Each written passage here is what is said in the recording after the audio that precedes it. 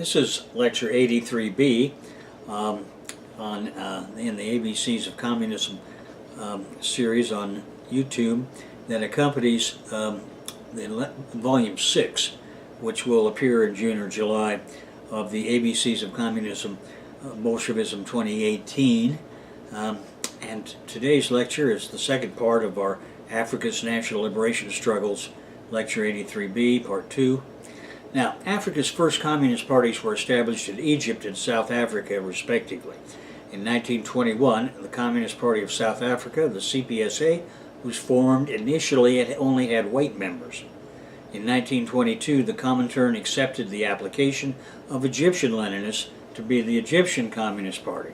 In 1927, South Africa's ANC president, J.J. Gumede, visited the Soviet Union. By 1928, the majority of the SACP, South African Communist Party, members were black. In 1932, SACP leaders J.B. Marx, E. Mofuzanyana, and Moses Kotane went to Moscow. Now we come to a gentleman named George Padmore. The Trinidad revolutionary George Padmore edited the Negro Worker, urging people of African origin to throw off colonial rule. He distributed the publication by merchant seamen. Now, Padmore broke with Moscow in 1934 and later became a close friend and mentor to Kwame Nkrumah. However, his early years with the Comintern are important, so we're going to review them. The Negro Worker takes pride, he said, this is a quote, in the fact that despite all obstacles, the message is penetrating the slave pens of British imperialism and is causing discomfort to the exploiters. We can assure the gallant and noble colonial secretary and his ilk that we shall leave no stone unturned to break through the barriers erected. We shall carry to the native toilers the message of revolutionary struggle as the only way out of the barbarous slave exploitation and national oppression to which they are subjected by the British ruling class. He wrote that in an editorial in the Negro Worker in September 1934. In 1927, George Padmore left Trinidad to study in the United States, and there he joined the Communist Party and its mass organization for blacks called the International Trade Union Committee of Negro Workers, ITUCNW. Now, other ITUCNW leaders also came from the U.S. Communist Party. One was Otto Hooswood, born in Suriname, who had worked as a seafarer and was a founding member of the CPUSA. Another was Alabama's James W. Ford, standing for U.S. Vice President 3 times as the CPUSA candidate. Hermina Hooswood, originally from British Guiana, had been in the leadership of the Harlem Tenants League as a communist and worked for the Comintern in Moscow. She laid the Guyana basis for Chetty and Janet Jagan, which we have discussed before in our lecture on Latin America, in the textbook on Latin America, Volume 2, and in the lectures that accompanied it. Harry Haywood was head of the CPUSA's Negro Department and one of the main organizers around the Scottsboro Boys case. It was that case that brought the Communist Party to the forefront of the struggle against racism in Gringolandia. The CPUSA provided lawyers for the accused and organized protests in the U.S. and internationally for their release. At each point, the Comintern tried to work out the best way of reaching and engaging with the struggles of colonized peoples using a complex range of interlocking organizations.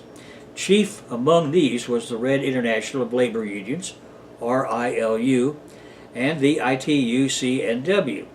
All had to operate underground to evade imperialist police.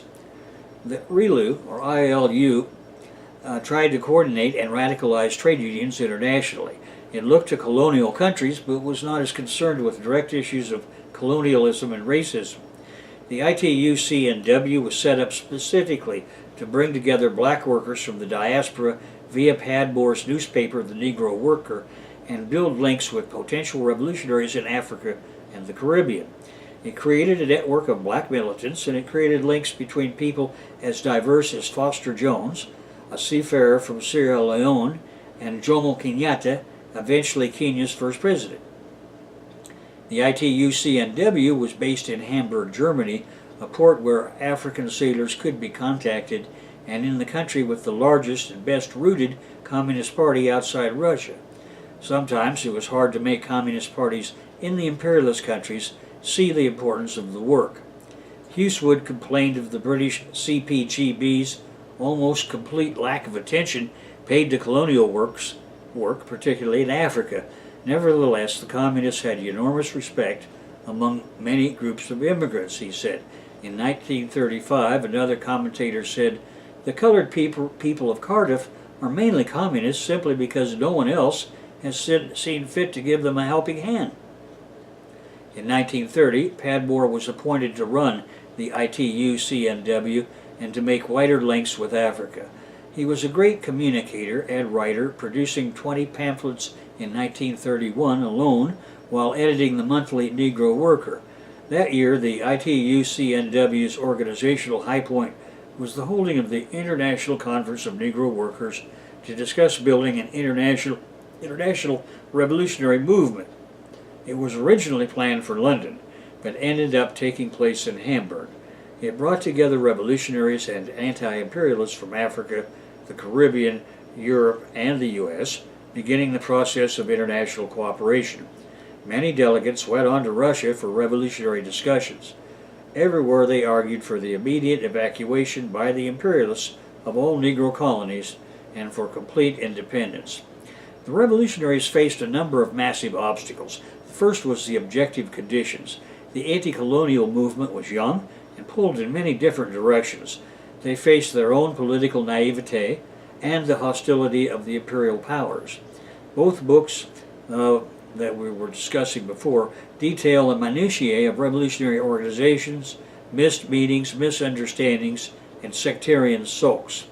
A letter from Husewood to Padmore from Trinidad describes typical difficulties because of the very poor contacts we have and the fact that it is hard to find some real class-conscious elements. They are either connected with the Garvey movement, as in the case of Jamaica, or they have not the slightest concept of what a labor movement is. Yet they did find people and make contacts. In response to the Italian invasion of Ethiopia, Wallace Johnson wrote in the Morning Post in the Gold Coast, "Ye civilized Europeans, you must civilize the barbarous Africans with machine guns. Ye Christian Europeans, you must Christianize the pagan Africans with bombs, poison, gases, etc." Unquote. Of course, this was implicitly an attack on all colonialism. He was arrested and convicted of sedition. The case led to the growth of his West African Youth League, which had 5,000 members in 1936. Padmore was particularly keen on Edward Small, who had established the Gambia Labor Union. He saw him as a potential Comintern representative in Africa. Small was one of the few who actually got to train in Russia. However, he was critical of what was being taught.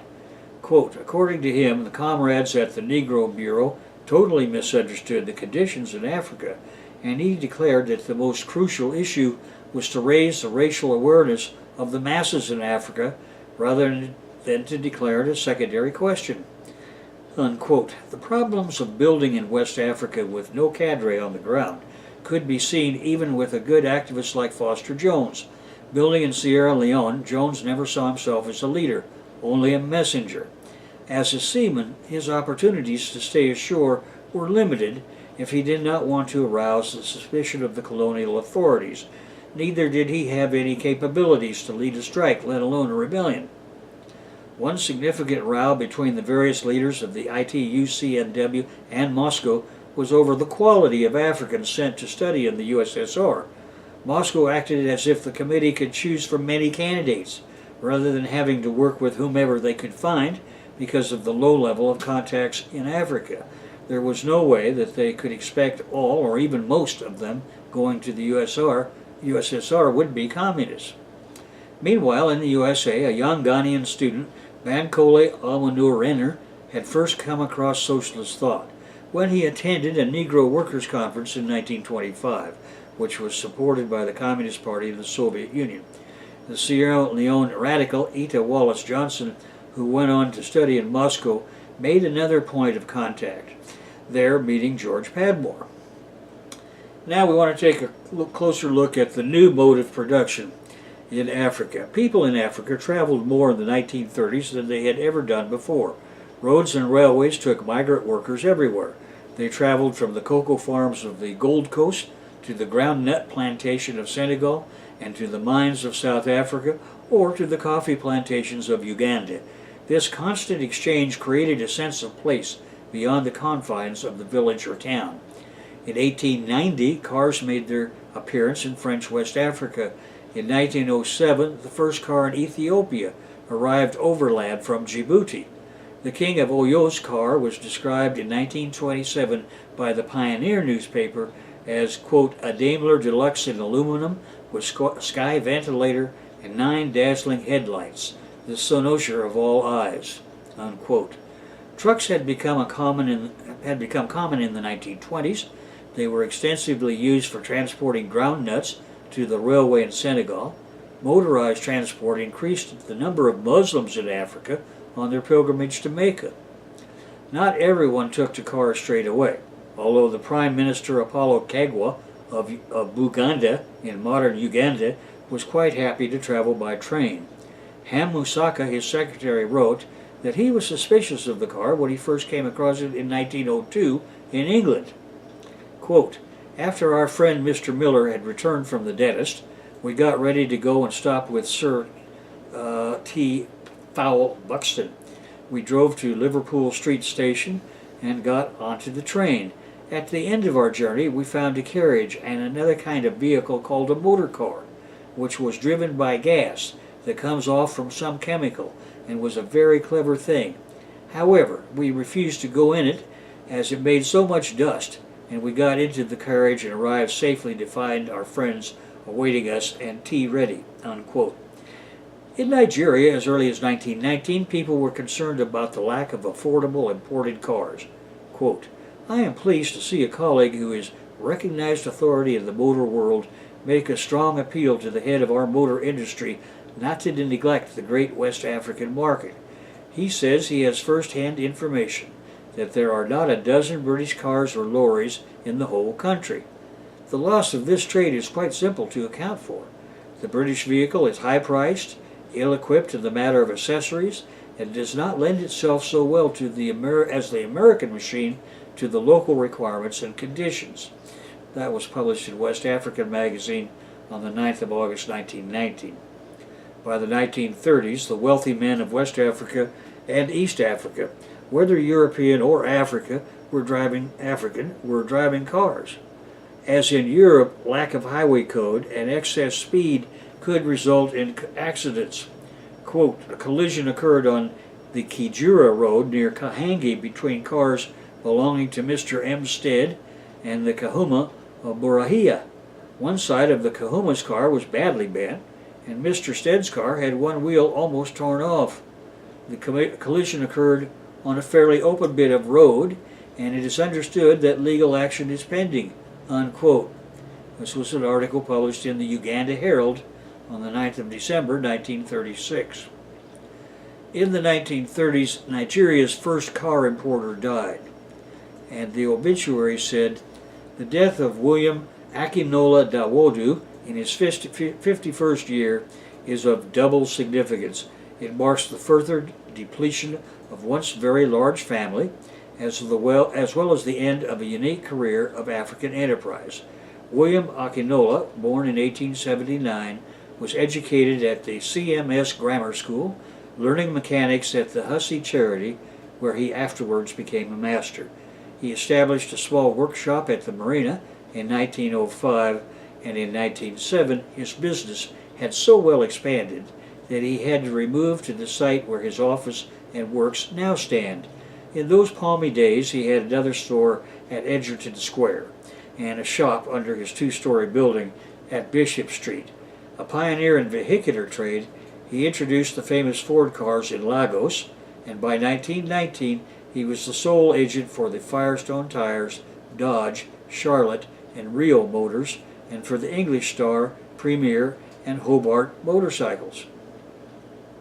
Like many pioneers, he suffered terribly from the loss of his important motor agencies, which European firms eventually captured. He will be long remembered as one of our great captains of industry and a good and useful citizen, unquote. So that was the obituary for him in the Daily Times on the 7th of January 1930. The first airplanes in Africa were used in military campaigns. As early as 1911, the French used air power in their campaign in Libya against the Senussi. In 1916, the Egyptians used planes in the Sudan's Darfur region against the Mahdists. The RAF bombed the Nuer in Sudan in the 1920s. In 1936, Nairobi became an airbase for the RAF. In Liberia, in West Africa, Roberts Field Airport started its life in the Second World War. The other main function of airplanes was to carry mail. In January 1932, Imperial Airways set up the first mail service from England to Africa, going through Cairo and then south on to Cape Town. The journey took 11 days. Passenger services remained limited to short flights, and ships remained the preferred way of traveling from Africa to Europe. In 1921, the Emir of Katsina took a ride in a Bristol aircraft while in Britain on the way to Mecca. He enjoyed the experience. We have finished the sights of the earth and have grasped them. Today we are seeing the sights of the heavens. The position of women changed in society, partly in line with what was happening to men. In the rural areas, more and more men were taking up paid work in agriculture or mining, which often took them far away from their homes. Therefore, women and children ended up doing more agricultural work. In towns and cities, women's education under a Christian missionary direction took root. The oldest girls' school in sub-Saharan Africa, the Annie Walsh Memorial School, was set up in Sierra Leone in 1847. In 1907, the first girls' school was established in Lagos. Women's views and interests began to be voiced in newspapers and magazines. For example, the Nnamdi Azikiwe's publication, The Pilot, had a woman's page in it. The Sierra Leone Daily Mail featured women's points of view and snapshots of domestic life on a regular basis. Women's organizations sprung up all over the continent. In Nigeria, the Lagos Women's League was founded. In Mombasa, Kenya, Muslim dance societies were set up. In South Africa, the Bantu Women's League was created. A number of South African women writers emerged. Victoria Swartbooi, Lilith Kakaza, and Violet Dube produced short stories and short novels in Xhosa and Zulu.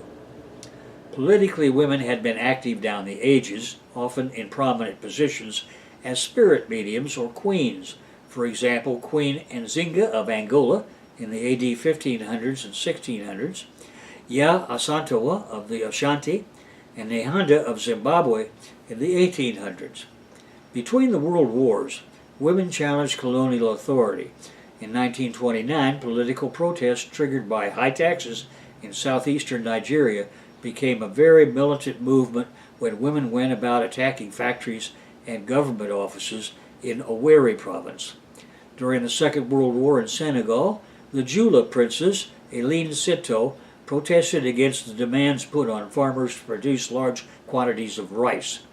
Some women built on the status they acquired through their husbands. Mrs. Roberts, the wife of the first president of Liberia, J.J. Roberts, was an energetic fundraiser and traveled abroad for that purpose long after her husband's death. During a visit to London in 1910, this writer met Mrs. Roberts at the home of William Archer, the first colored man to become mayor of Battersea, a district of the metropolis. Mrs. Roberts, notwithstanding the weight of 91 years, was clear in mind and wonderfully active. She was in England on official business.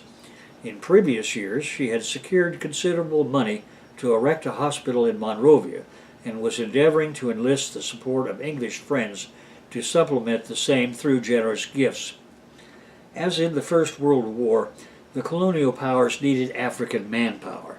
This time, African troops, with the exception of those from South Africa who were not allowed to bear arms, were to play a much more combatant role both in and outside Africa. 500,000 Africans fought for the French and the British during the war. Recruiting policies were much more sophisticated than they had been in the First World War. Anti-fascist propaganda was broadcast on the radio and disseminated through newspapers and poster campaigns with dramatic cartoons and drawings depicting what life might be like under Nazi rule. People rallied to the war effort, angered by the invasion of Ethiopia. Enlistment to the armed forces was supposed to be voluntary. However, a good deal of pressure was also employed through local chiefs, and forced labor was used in mining and agricultural areas. Despite a generally cooperative mood, there were some dissenting voices, notably that of Eta Wallace Johnson, editor of the African Standard and tireless critic of the British in Sierra Leone. They responded by interning him for the duration of the war. He saw the war as simply serving the interests of capitalism and colonialism. With access to Asian markets cut off, African commodities assumed a great importance during the war, so in Liberia, rubber production increased. The Belgian Congo was relied on for essential minerals. Britain tried to increase tin mining production in Nigeria to offset losses in the Far East. Workers were forced to work in the mines in appalling conditions, and production rose only slightly. The scheme was abandoned in 1944, and in 1945 there was a general strike in Nigeria. In 1941, prisoners in the Belgian Congo went on strike because of the high cost of living. The army broke the strike and 70 strikers were killed. Many imports were under license and food prices increased. Seaports in Cape Town, Freetown, Mombasa, and Takoradi, as well as landing facilities for planes, were upgraded. Once America entered the war in 1942, Roberts Field Airport was built for B-47 bombers to refuel, giving Liberia the longest runway in Africa to this day. Conflict began in 1935 when Italy invaded and then occupied Ethiopia. The emperor went into exile in Britain. This invasion led to a widespread willingness on the part of people in Africa to fight fascism. In 1941, with the help of African soldiers from West, East, and South Africa, the Italians were defeated in Ethiopia. Emperor Haile Selassie was then restored to his throne. In North Africa, the Allies came very close to defeat at the hands of the Germans. However, by 1943, Germany's Africa Corps had surrendered. In that same year, African troops joined with American and British troops to invade Italy. The Germans never invaded Britain, but in 1942, the majority of the wealthiest families in France colluded with the Nazis against their own country, and France was occupied. Among those that did not were the Schlumbergers, and they supported a free French government in exile led by Charles de Gaulle. African colonies had to choose with whom to side. In Chad, the black governor Felix Eboué, originally from French Guiana in South America, made a bold and swift decision to support the Free French. The governors of other French equatorial territories fell in behind him. The capital of the French Congo, Brazzaville, became a temporary capital for Free France. By contrast, the fascist governors in French North Africa and French West Africa declared their loyalty to Marshal Petain's puppet regime in France, the Vichy government, which cooperated with the German occupation. When in 1942 the Allies regained control of North Africa, the West African colonies were compelled to abandon their Vichy loyalties and to declare for Free France. In 1942, African troops from the Gold Coast and Kenya fought in Burma against the Japanese. The conditions were very hard, and African troops were crucial in the campaign. The route to Burma went through India. Here, nationalist leaders were already preparing for independence, and this made a huge impression on African soldiers.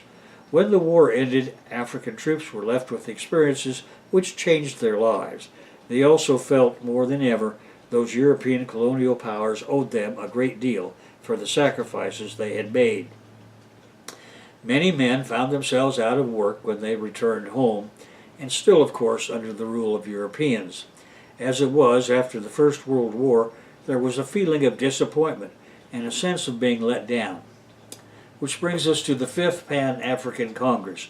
In 1945, this Congress was held in Manchester in the northwest of England. There were 90 delegates, 26 from all over Africa. These included Peter Abrahams for the ANC and a number of men who were to become political leaders in their countries, such as Hastings Banda, Nkrumah, Obafemi, Awolowo and Kenyatta. There was also Marcus Garvey's wife and Trinidadian radical George Padmore. There were 33 delegates from the West Indies and 35 from various British organizations, including the West African Students' Union. W.E.B. Du Bois, the man who had organized the first Pan-African Congress back in 1919, was there too at the age of 77. Despite the turnout, this conference was scarcely mentioned in the British press. There were many resolutions passed, including one calling for racial discrimination to be made a criminal offense. The main resolution decried imperialism and capitalism. Quote, "We are unwilling to starve any longer while doing the world's drudgery, in order to support by our poverty and ignorance a false aristocracy and a discredited imperialism. We condemn the monopoly of capital and the rule of private wealth and industry for private profit alone. We shall complain, appeal, and arraign. We will make the world listen to the facts of our condition. We will fight in every way we can for freedom, democracy, and social betterment." Unquote. With the exception of South Africa and North Africa, the continent was largely rural with no large-scale industry. There was scarcely any banking system and no significant urban working class. But there was colonialism and imperialism, both of which Lenin and his successor Stalin regarded as evidence of European capitalism in its death throes. Stalin wrote, quote, "Not only the vegetable and mineral-rich material of the colonies are essential to the imperialists. They also need compliant human material, and there is no shortage of that in the colonial and semi-colonial territories. They need obedient and cheap workers, the dutiful young lads who make up the recruits for the so-called colored forces, and these the imperialists throw into action against their very own revolutionary workers without any hesitation. This is why they call their colonies the inexhaustible reserve." Unquote. That's Joseph Stalin's paper, The Strategic Importance of the Colonies. In Britain, some hotels and restaurants still operated a color bar.